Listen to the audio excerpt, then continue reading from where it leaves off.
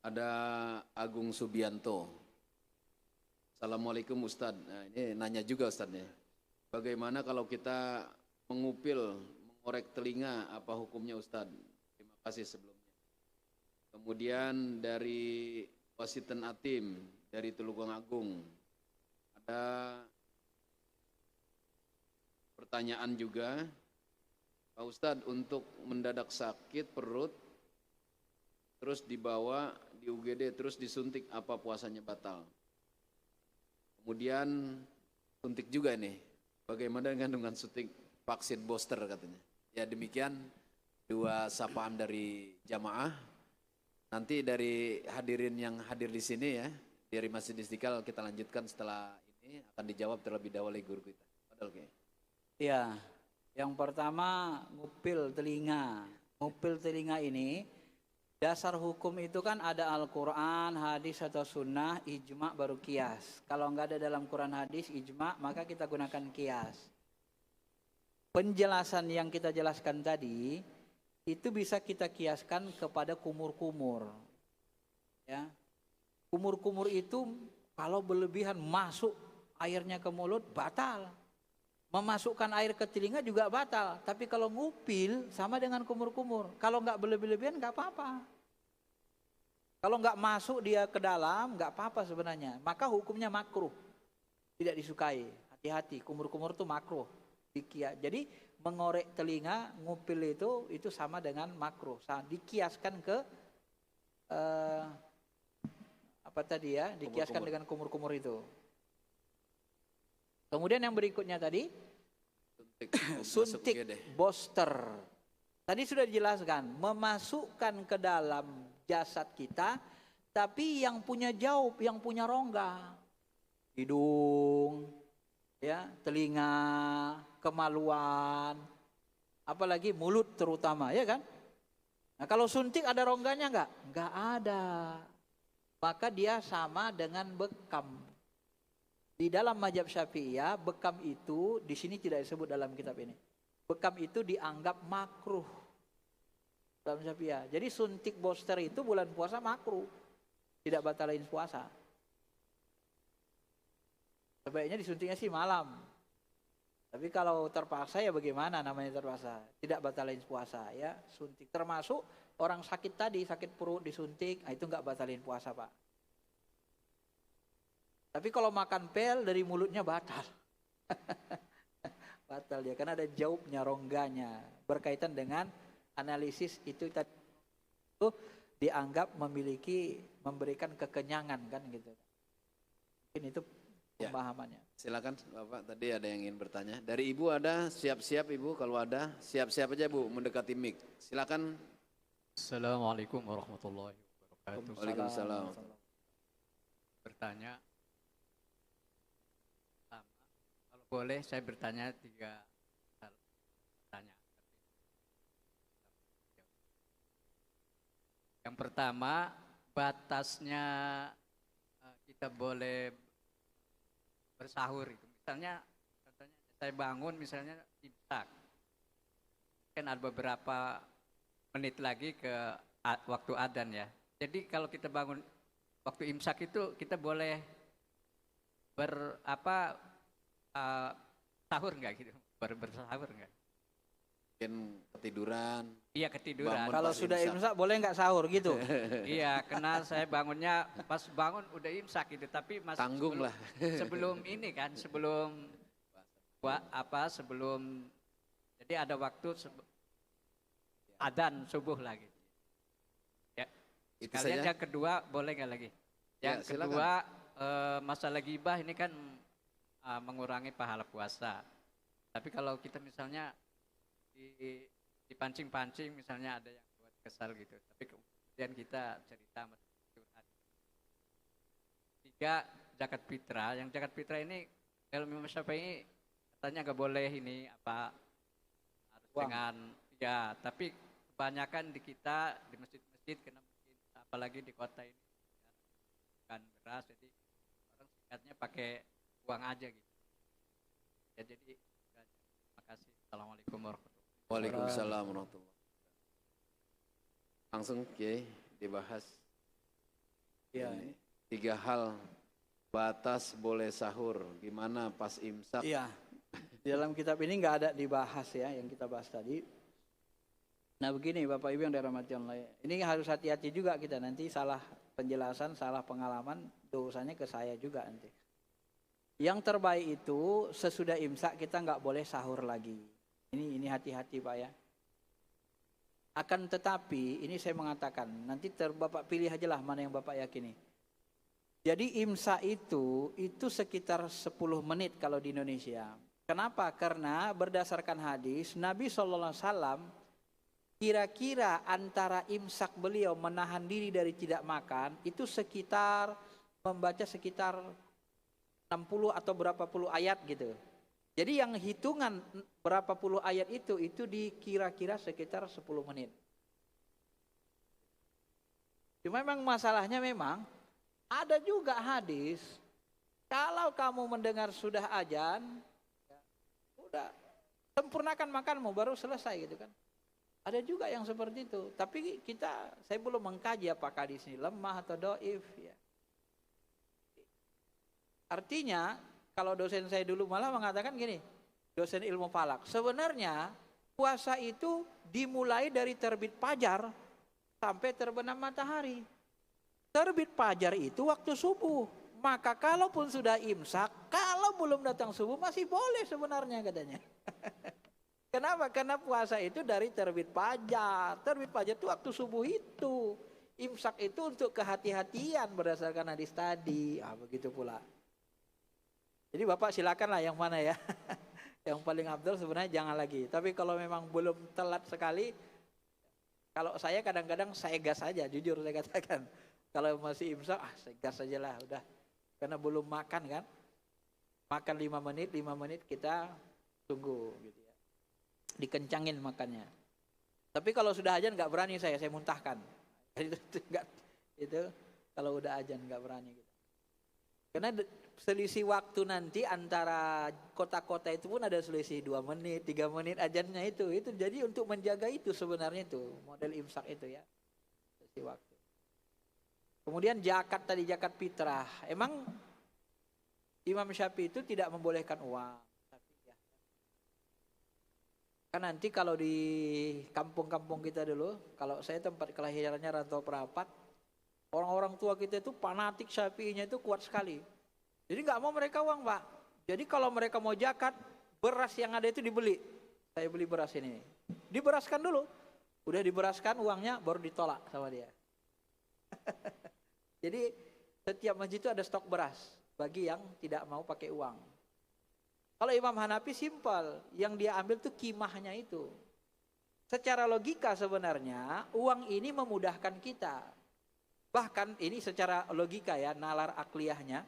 Bahkan uang ini memudahkan orang fakir miskin. Kalau kita kasih semuanya beras, numpuk beras di rumahnya Pak. Ya kan? Banyak yang berzakat, apalagi masyarakat miskinnya cuma 3-4 orang di komplek itu misalnya kan.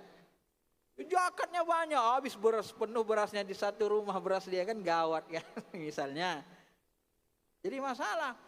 Jadi busuk berasnya, maka diuangkan itu sebenarnya lebih utama dari segi akliyahnya saya katakan. Cuma kan ulama dalam hal ini ada yang ketat, ada yang takut salah, jadi ihtiyat. Kalau ulama Syafi'iyah kan terkenal ihtiyatnya, berhati-hati. Takut salah maka diberaskan. Kalau ditanya orang miskin, kamu mau beras atau mau uang? Kira-kira jawaban mereka siapa? Pasti uang. Kenapa? Uang memudahkan. Kebutuhan pokok masa Nabi dengan masa sekarang itu beda Pak.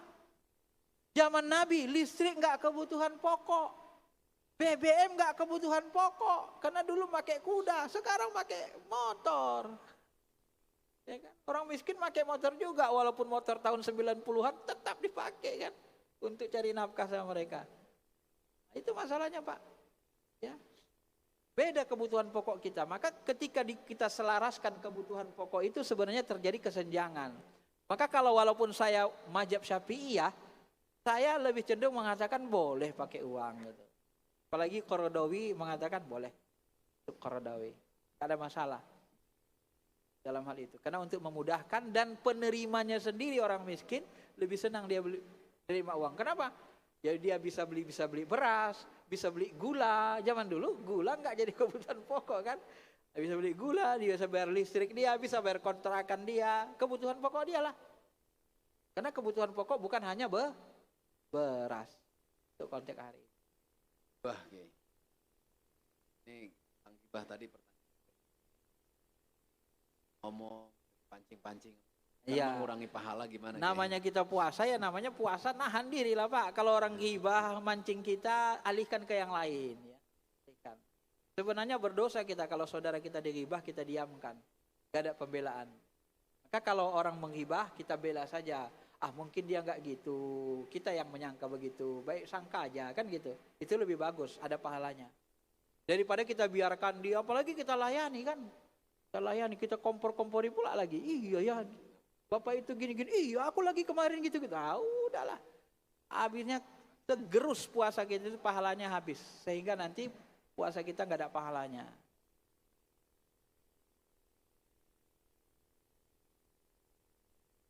Sama aja, San. Mancing-mancing katanya.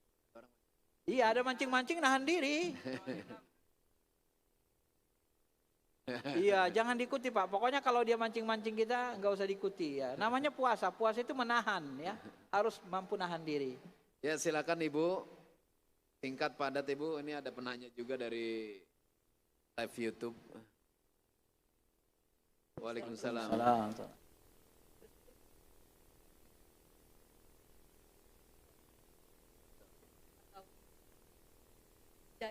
Ya, Ama. saja. Ada pertanyaan. Yang pertama bahwa ada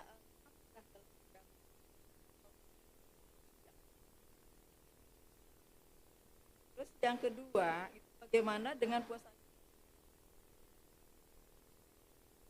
Safir ya? Ya.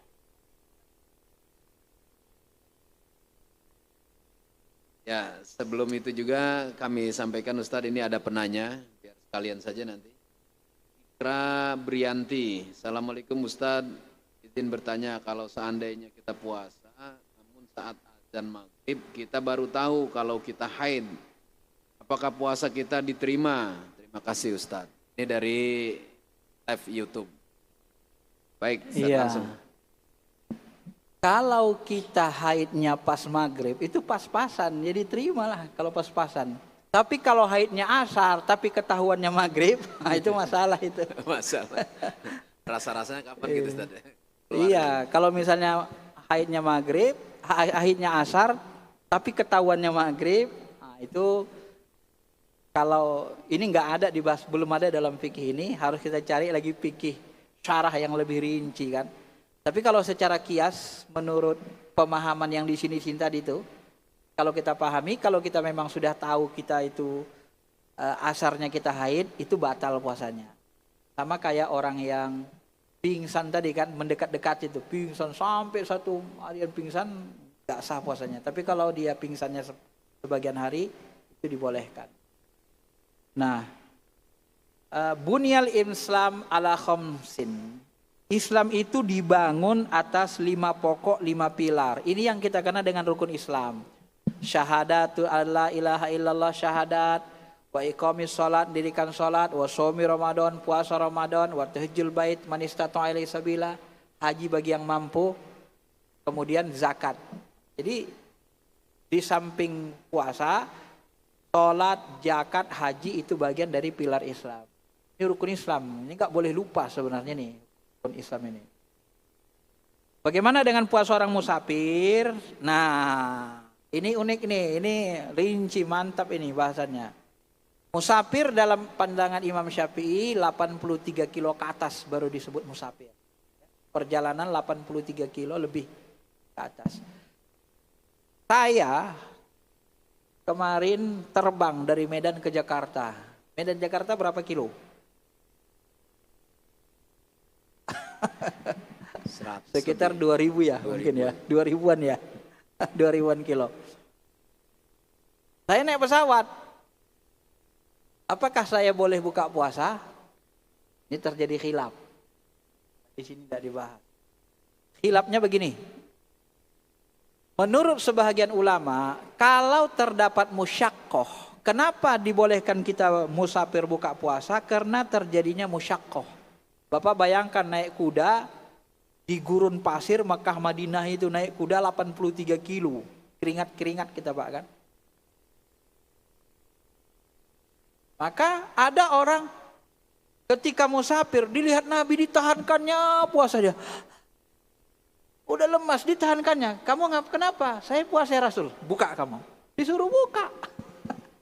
Gak boleh nyiksa diri. Ya, karena Rasul melihat dia musyaqqah. Dalam satu riwayat sahih lagi, Nabi melihat ada orang puasa. Tidak ada masalah, Nabi juga puasa. Lagi musafir, dia gak ada kesulitan.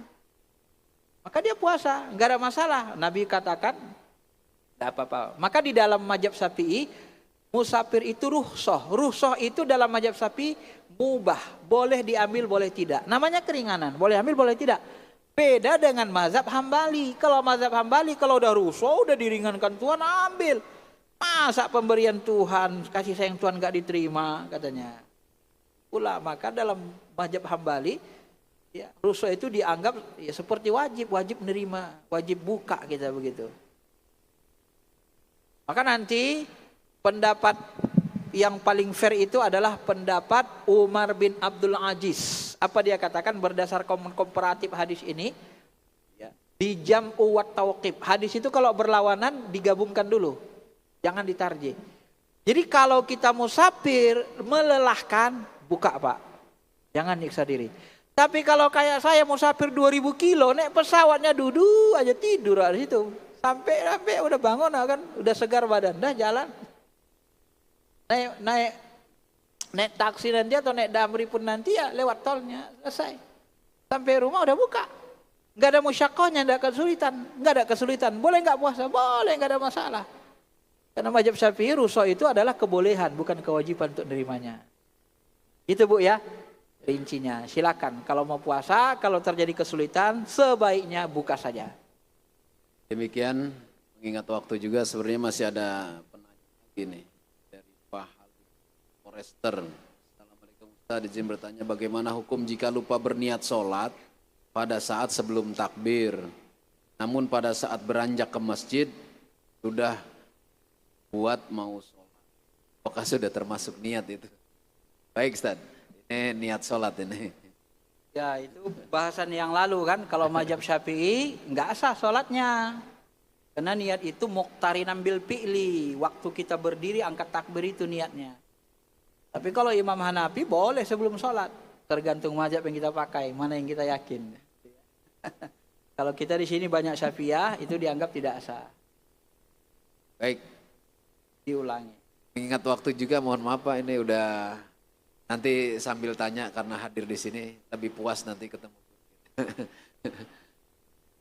Demikian hadirin dan hadirat jamaah Masjid Istiqlal, soimin dan soimat yang dimuliakan Allah Subhanahu wa taala serta pemirsa kanal YouTube Masjid Istiqlal dari kejauhan yang sudah bergabung dan bertanya juga. Mudah-mudahan berbagai hal yang kita bahas ini dapat memberi wawasan kita tentang keagamaan, tentunya menjadi solusi kita dalam kehidupan sehari-hari saat menghadapi permasalahan-permasalahan ibadah yang perlu kita hadapi dan kita tangani dan kita sikapi. Terima kasih kepada guru kita. Mudah-mudahan pertemuan ini diberkahi selalu oleh Allah Subhanahu wa taala. Mari kita tutup majelis ini bersama-sama dengan membaca kafaratul majelis. Bismillahirrahmanirrahim. Subhanakallahumma wa bihamdika asyhadu an la ilaha illa anta astaghfiruka wa atubu ilaik. Amin amin ya rabbal alamin. Selaku pembawa acara kami mohon maaf. Akhirul kalam. Hadanallahu yakum ajma'in wa afu minkum. Wassalamualaikum warahmatullahi wabarakatuh.